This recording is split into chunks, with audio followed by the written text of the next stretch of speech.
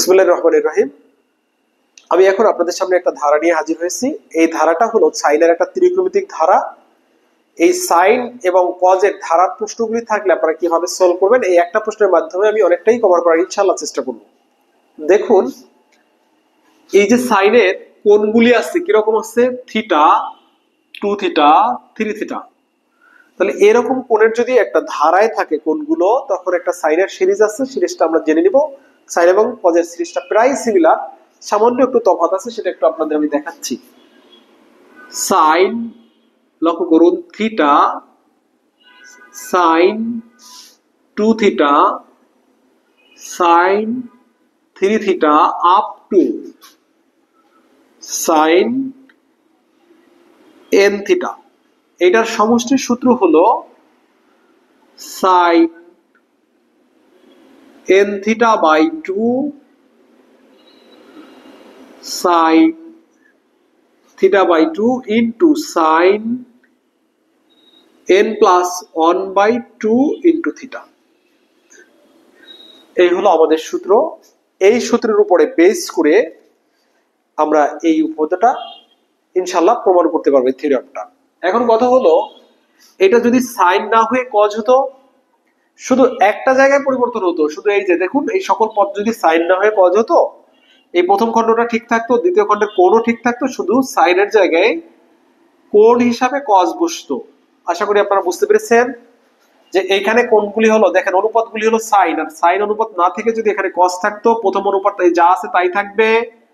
শুধু এই যে সাইন অনুপাতটা, এটার পরিবর্তে আমরা কজ লিখলে কোণ যা আছে তাই থাকলে ঠিক আছে। তাহলে আসুন এখানে আমরা 8তম পদ বের করবো। সমাধান করতে গিয়ে এখানে লিখবো, এখানে 8তম পদ। 8তম পদকে আমরা টিআর লিখি। এখানে 8তম পদ কি হলো দেখুন, যততম পদ ততটা থিটা আছে। দেখুন, প্রথম পদ একটা থিটা, দ্বিতীয় পদ 2টা, তৃতীয় পদ 3টা থিটা। তাহলে 8তম পদ হলে এখানে থাকবে সাইন 8 থিটা। আশা করি বুঝছেন কেন 8 থিটা হলো, কারণ যত নম্বর পদ ততটা থিটা। পরবর্তী কেস, এই উপপাদ্য পারতে হলে আরো দুটো সূত্র আমাদেরকে জানতে হবে। একটা হলো সাইন এন এ। এই সাইন এন এর সূত্রটা হলো, অথবা আমি যদি একটু কষ্ট করে ক্যাপিটাল এল লিখে দেই, সূত্র হলো sine n a by 2 2 sine n a by 2 cos n a by 2।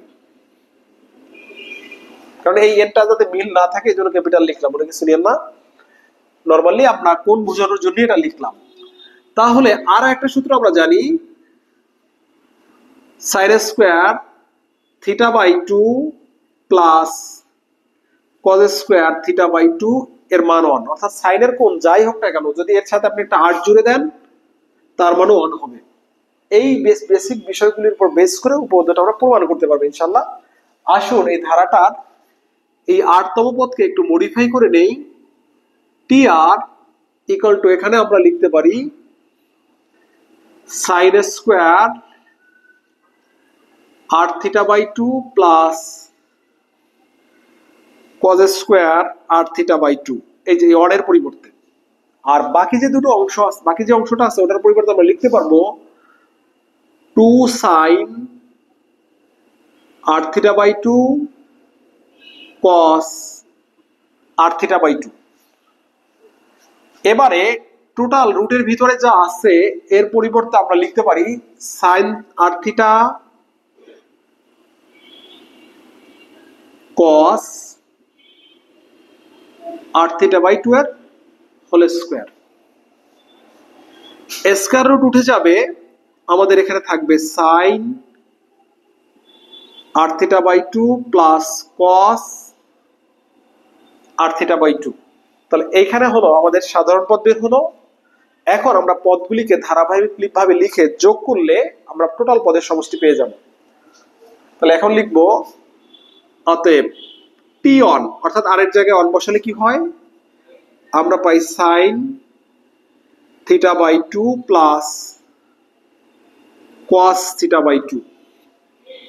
T2 sin 2 theta by 2 plus cos 2 theta by 2. T3 sin 3 theta by 2 cos 3 theta by 2. এভাবে আমাদের ধারাটা চলমান থাকবে। যখন আমরা Tn লিখব, এখানে আমরা পাবো sin n theta by 2 plus cos n theta by 2. এবার আমার যদি ধারার সমষ্টি বের করতে হয়, এই পদগুলিকে যোগ করতে হবে। তাহলে আমরা লিখব অতএব Sn equal to, দেখুন এখানে একটা সাইনের অংশ আর একটা কজের অংশ, তো Sn এর ক্ষেত্রে সাইনেরটাকে আলাদা করব, কজেরটাকে আমি আলাদা করে লিখলাম প্রথমবারই। তাহলে এখানে হলো আমার sin theta by 2 sin 2 theta by 2 sin 3 theta by 2 up to sin n theta by 2। সাইনের অংশটা শেষ, এবার আমরা কজের অংশটা লিখব। cos theta by 2 cos 2 theta by 2 cos 3 theta by 2 up to cos n theta by 2। পরবর্তী ধাপ, আমরা সাইনের কেবলই এই যে একটা সিরিজ লিখলাম, এই সিরিজটার মতে দেখুন এখানে আমাদের প্রথম পদ হলো থিটা বাই 2, তাদের ছিল থিটা, এজন্য হলো থিটা বাই 2। তাহলে আমাদের যদি থিটা বাই 2 হয়, তাহলে এটা কিন্তু হয়ে যাবে, থিটা বলতে এখানে পাই বাই 2, থিটা বাই 2, আমাদের যদি এটাকে 2 দ্বারা ভাগ করি তাহলে কিন্তু হয়ে যাবে থিটা বাই 4। তাহলে আমরা এটার জন্য একটা সূত্র লিখবো, এটার জন্য একটা সূত্র লিখবো। তাহলে আমরা সাইনের জন্য যে সূত্রটা জানি সেটা হলো sin n থিটা বাই 2। তাহলে n এর জায়গায় n বসলো, এইটাকে যদি 2 দ্বারা ভাগ করি, কারণ থিটা বাই 2 মানে কি, থিটা বাই এখানে 4 হলো, তাহলে এখানে আমরা পেলাম sin n থিটা বাই 2 4, আর হরে পেলাম sin theta by 2। sin theta by 2 মানে হলো থিটা বাই 4। কারণটা কি, এই থিটাকে যদি 2 দ্বারা ভাগ করি, অর্থাৎ থিটা বাই 2 কে 2 দ্বারা ভাগ করতে হবে এই সূত্রের মধ্যে। দেখুন যে কোণ থাকে সেটাকে 2 দ্বারা ভাগ, তার সাথে n গুণ, যে কোণ থাকে তাকে 2 দ্বারা ভাগ, তার কোণ হিসাবে আছে থিটা বাই 2, এটাকে 2 দ্বারা ভাগ করলে হয় theta by 4 into sin n plus 1 theta by 2। তাহলে n প্লাস 1, থিটা বলতে পাই বাই থিটা বাই 2, এটাকে যদি 2 দ্বারা ভাগ করি তাহলে আমরা এখানে লিখতে পারবো থিটা বাই 4। এটা হলো সাইনের অংশের, অর্থাৎ এই থেকে এই পর্যন্ত যোগফল। একইভাবে কজের সূত্রটা যদি আমরা লিখি, কজের ক্ষেত্রেও প্রথম অংশটুকু same, sin n theta by 4 by sin theta by 4। শুধু সাইনের জায়গায় এখানে কজ হবে, বাদ বাকি যা আছে সব ঠিক থাকবে, n প্লাস 1 থিটা বাই 4। এবার আমার হাতে যে দুটো অংশ আছে তাদেরকে যদি আমরা যোগ করি তাহলে কি হলো, দুটোর মধ্যে এই অংশটা কমন, তাহলে কমনটা নিলাম, আবার কমন হলো sin n theta by 4 sin theta by 4।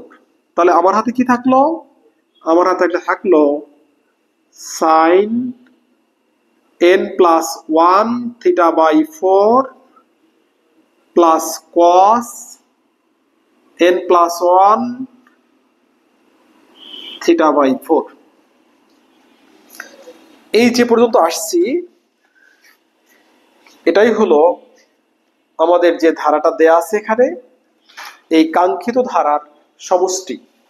আশা করি এই প্রশ্নটা আপনারা শুরু থেকে শেষ পর্যন্ত ভালো করে দেখলে ইনশাআল্লাহ বুঝতে পারবেন। আল্লাহ হাফেজ।